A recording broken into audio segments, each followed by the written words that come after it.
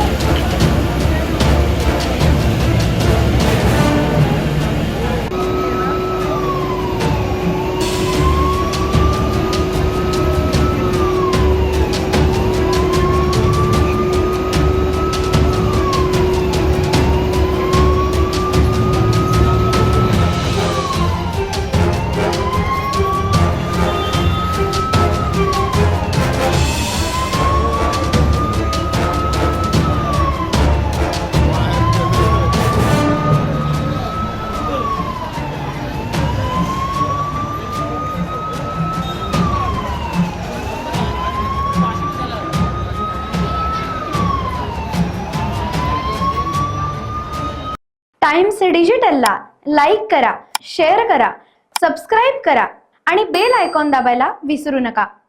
Times digital.